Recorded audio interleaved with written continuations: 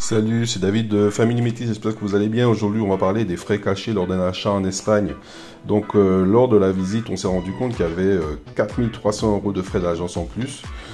Dont on ne savait pas, c'était pas sur l'annonce. Ensuite, on nous a facturé un certificat d'habitabilité. Ça, c'était pour mettre l'eau et l'électricité à notre nom par l'intermédiaire d'un architecte. Ensuite, nous avons eu aussi des frais de traduction de 100 balles parce que devant le notaire, si il n'y a pas la traduction qui est faite par quelqu'un de bilingue, c'est pas possible de signer.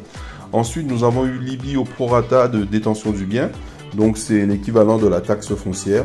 Donc, ça, c'était pas prévu dans les négociations et c'était pas du tout obligatoire.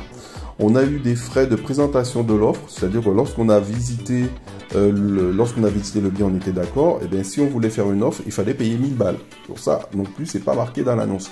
Ça, c'est bien sûr, c'est compris dans le prix total, mais il faut le savoir.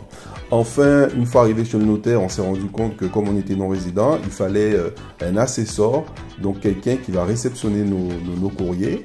Et ça aussi, on n'était pas au courant, donc c'est devant le notaire qu'on s'est rendu compte de toutes ces choses. Donc l'agence, je pense qu'elle n'était pas top au niveau des informations, ou les a cachées. Bien sûr, il y avait des frais d'avocat.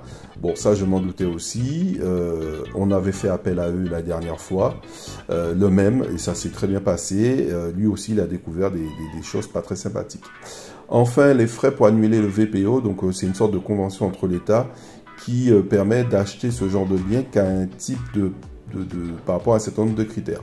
Donc, ce que je vous propose dans la prochaine vidéo, c'est d'interviewer une professionnelle qui répondra à toutes nos questions. Ciao!